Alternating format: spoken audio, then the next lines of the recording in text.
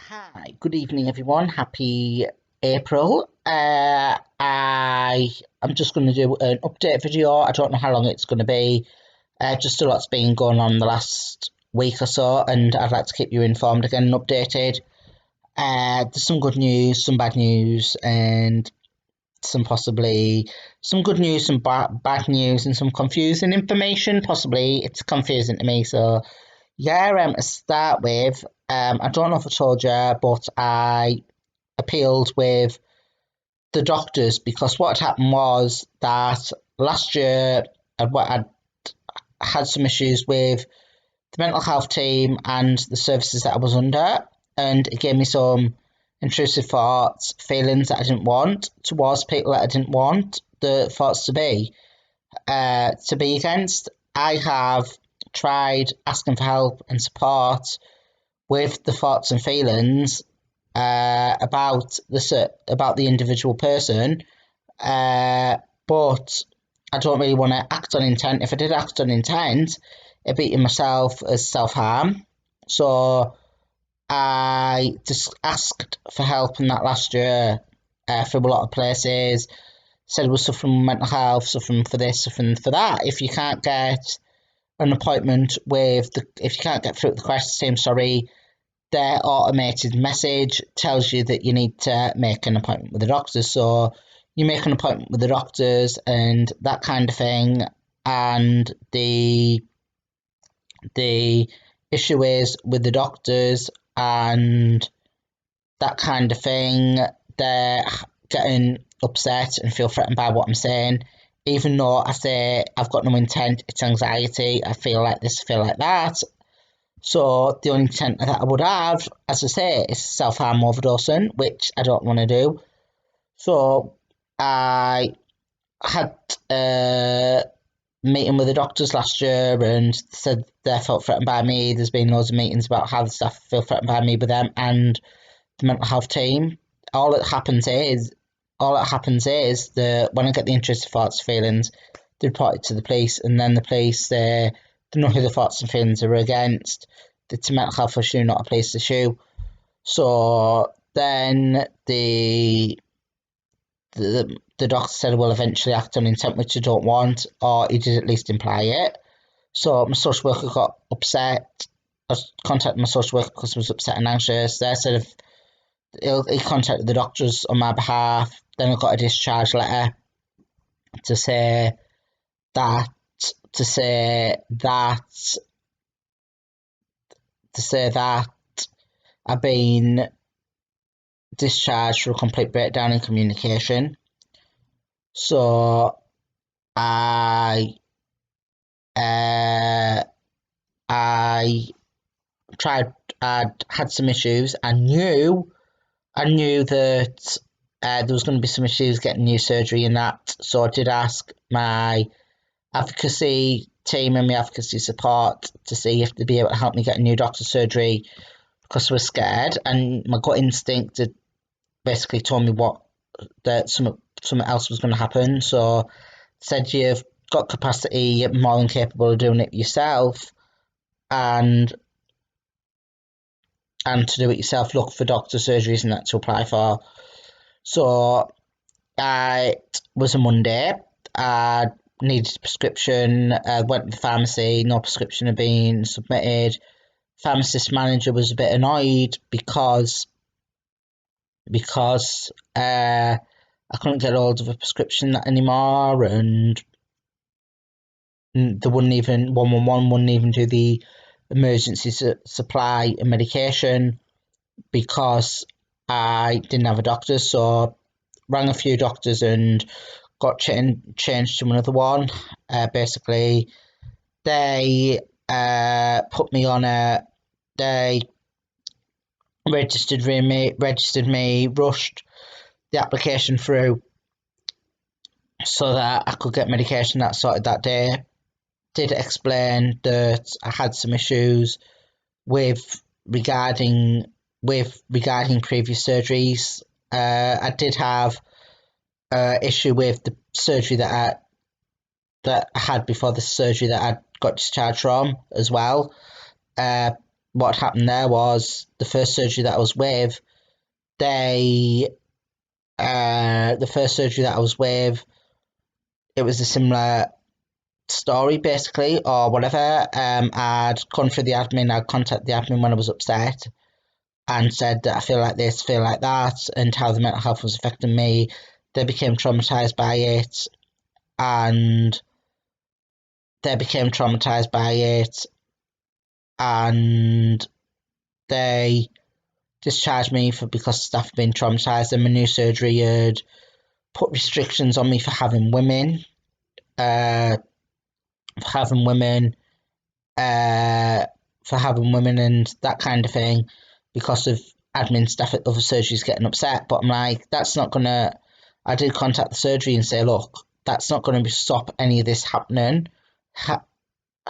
It's not going to stop or prevent what happened happening before because you're going to have to go through the admin staff, and 99.9% of the time with doctor surgeries and that admin staff are females. So yeah, that's going back. That's how it's been going between two surgeries. So going back to the point, I'd been over to explained that I'd had some issues at a previous surgery. They gave me an email address so that I could email the copies of my communication report, therapist report, and advocacy details. So I don't think that that was taken into consideration, and I don't feel that my advocate was even contacted. I don't think she was. So I don't know if it was that week or the week after. I'd been over and got the lady that dealt with it some chocolates, and I'm not sure if it was a card or some chocolates. I know that I got chocolates, can't remember if I got a card just as a thank you and that. So with the surgery, 2.5 weeks possibly, I'd been off from prescription one day like I normally do on a Monday, and I'd been over at the pharmacy, sorry, not surgery, for a prescription and wasn't ready. So I'd I'd phoned the doctor's surgery and they couldn't find my name on the system and that they'd ring back within half an hour. Hadn't heard anything back, so I'd rang back and then they contacted me back.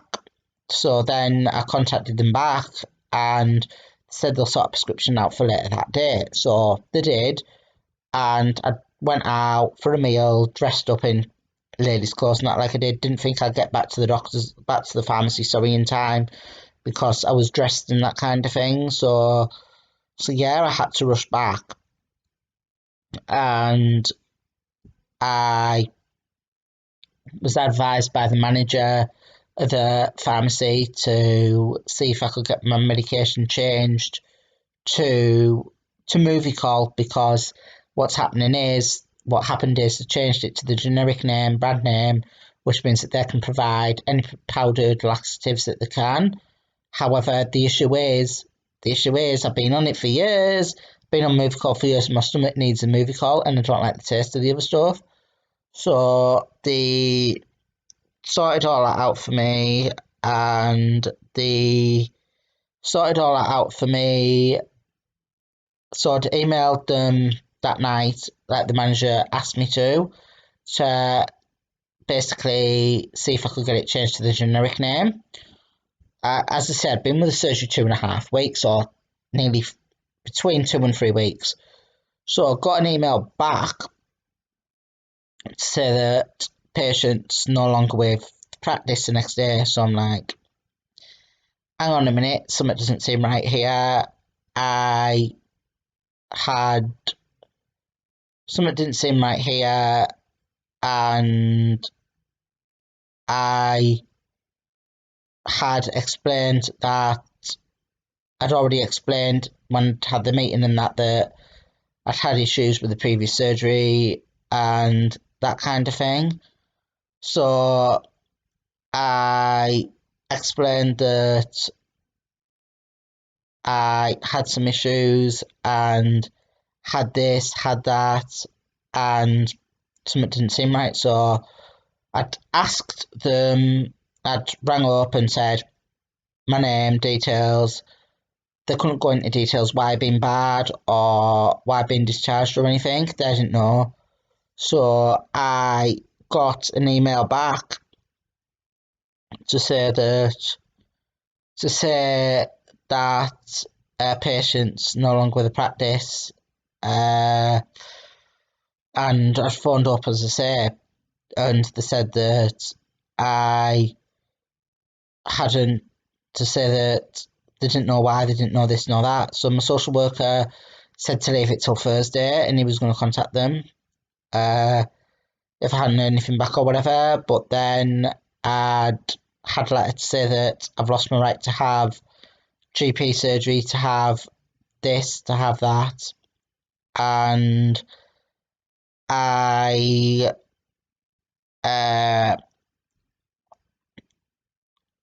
was able to appeal. So my advocate had put the appeal in, and the issue is that I've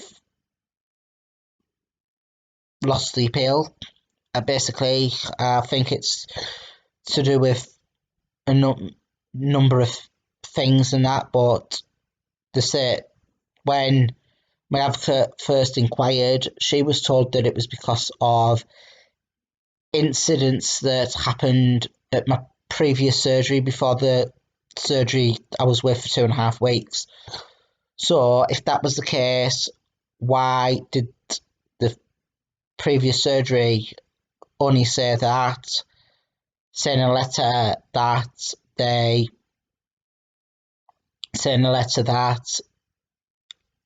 I had to apply for another surgery? Why didn't they put the referral in? Also,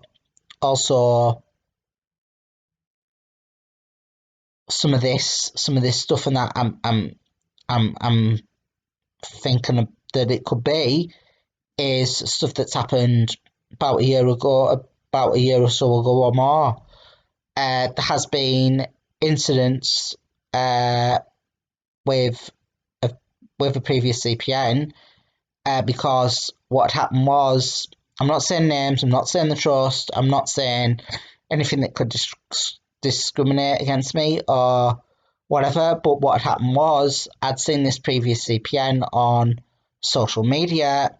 I didn't want to I didn't want to be blocking her or going into a profile myself, and it was causing me some anxiety. So I rang another department within the trust, and I'd inquired about another. I'd inquired first through another department within the trust. They said to let the mental health team know that I'd seen the profile. Could she block me? I'd sent evidence of what I'd found and evidence of me deleting the evidence So everything that I'd sent showed that I deleted everything and that. So then basically the mental health team or whoever I was with had branded me a danger to women after that. So they branded me a danger to women and that after that. So I was having some issues with the mental health team and that as well. So I lost the appeal. The appeal says that there's some warnings on there or alerts with regarding female members of staff and that kind of thing. I am more comfortable and a lot more happier talking to females. Certain things like sensory needs regarding adult nappies and the cross-dressing transgender issues, I really struggle to talk to males about, and it makes me physically sick. But with a woman, I'm more comfortable. So basically, because of misinterpretations and that kind of thing, so like stuff that's happened in the past with doctor surgeries where the staff have been upset or because the staff have been upset by what I've said, they've put an alert on the system as well. They've put an alert on the system and that as well because of them getting upset. Other females have put an alert on because they've got upset as well. But as I say, if you ring the admin side of the mental health team, or do these referrals for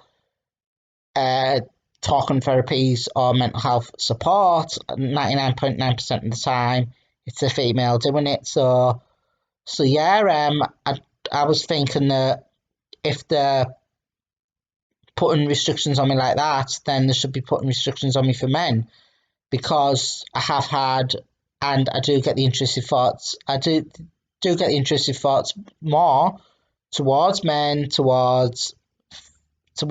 than I do for females and that, but there's nothing been put in the record about that.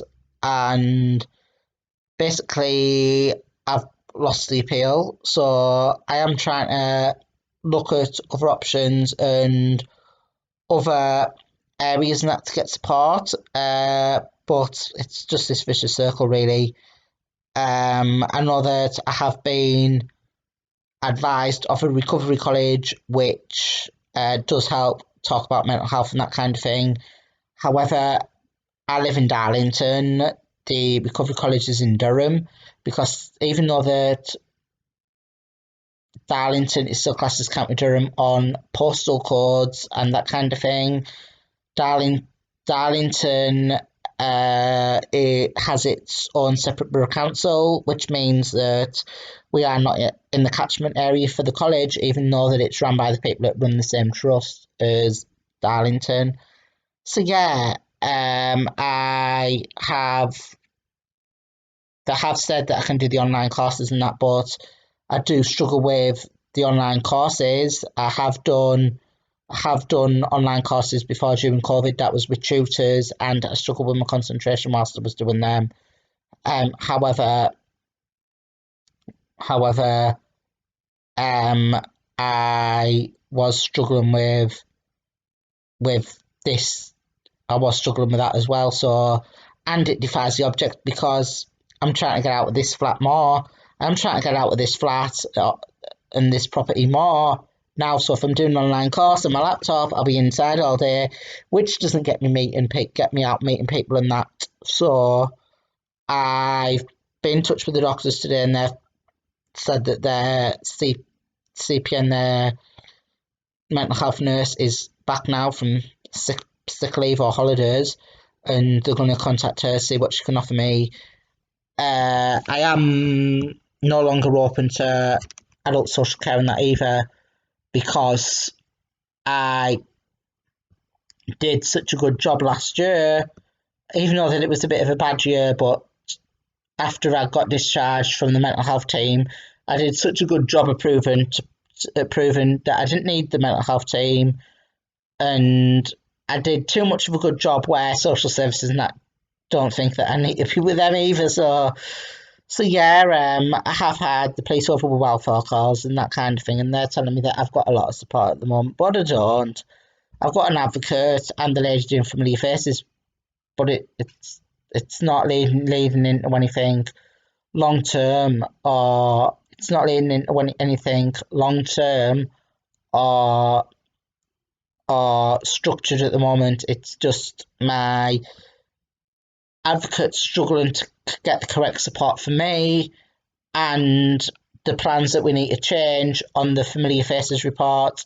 We can't make the big changes or anything yet until I have a main point and a main lead put back in place for the main point of contact. So yeah, I'm not going into too much details about what's going on with that, but I have been looking at doing some other opportunities, and other opportunities that I'm just trying to trace up, really. I did get contacted last year about doing a possible work placement work experience with New Look.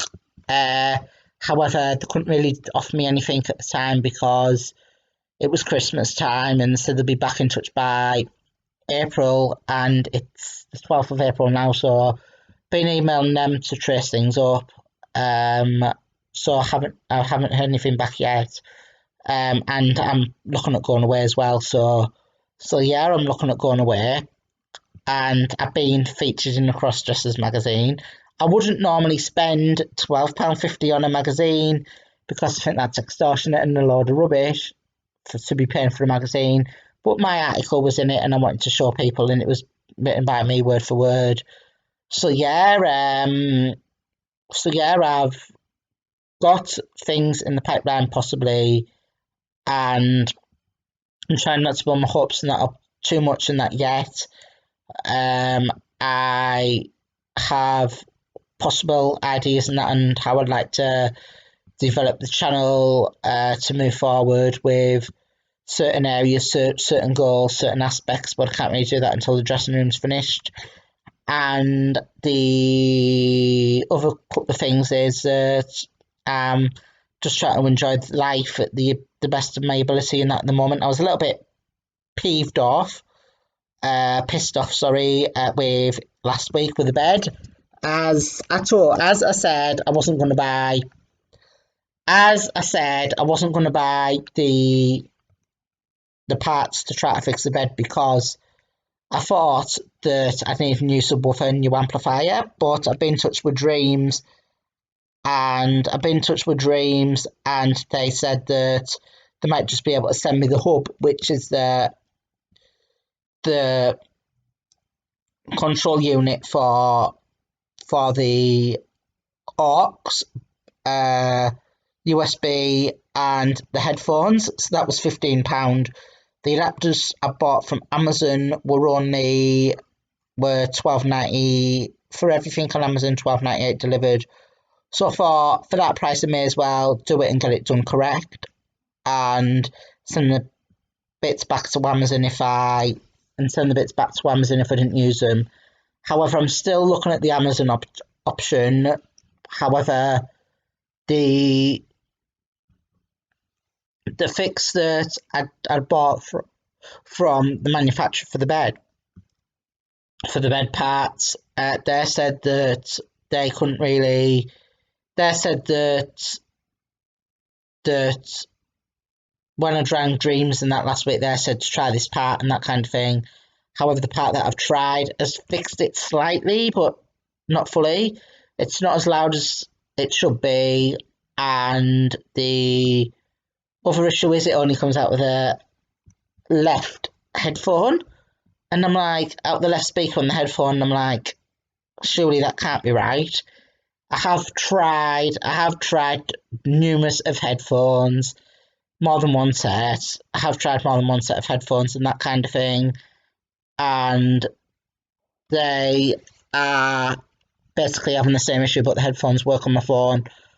So yeah, there's that. I have emailed Dreams back to see what options that they can offer me, and see if there's any way that I can get the full bed system and that tested without any charge, to see if they could pay for that, just so I'm aware of what I need to buy or whatever if it's not correct. Another thing, as you're aware, I am trying to look for love and trying to look for friendship and support. I've been talking to this person online, and they said that they were in the profile that they were post-op transgender and they were deaf. So got talking and that kind of thing. We were talking that since Saturday or Sunday last week, and they'd asked if I'd like to meet at a hotel. Right? They'd asked if I'd like to meet at a hotel for a drink to get to know them because it was near where they lived. But the hotel was in a rough area of the town. But the person did say about meeting at Wetherspoons first, but then they said the hotel is nearer to where they live, and it was in a rough area of town. And then they disclosed to me after that they weren't transgender. And they like to meet different types of people.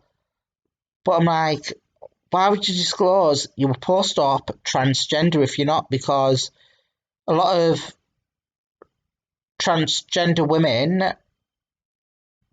do get more abuse and is tolerated as normal cis women, so I don't get that. And then she was giving me a couple of weird texts and weird messages, should I say. She said I look like a man in a dress. I found that like this was a bit hypocritical and that kind of thing, because she was on a website saying she was post-op transgender and she wasn't, and it was through a website where it was for transgenders and admirers and that, and cross-dressers and that kind of thing, so I'm open on the site as a cross-dresser. So I found that a little bit hypocritical. And then she asked me, how do I deal with bullies and that in the street? And I'm like, I'm not good at confrontation. I walk away. And she said, what do you do if you can't walk away? And I'm like,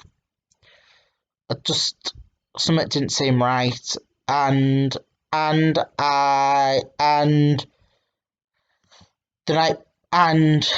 she had blocked me on that website, and she said she hadn't.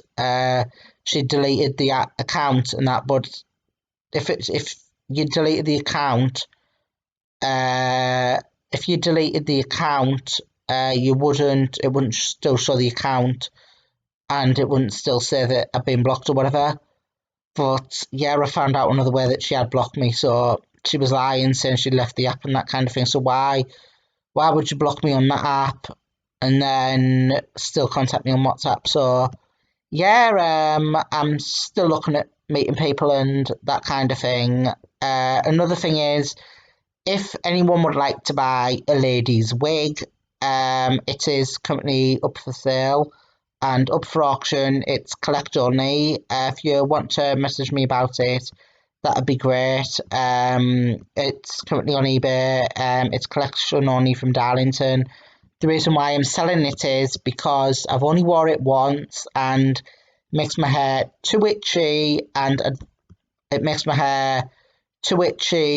and I generally don't feel comfortable in it, so I'd rather sell it to a good home. Yeah, link will be in the description. Thank you, bye.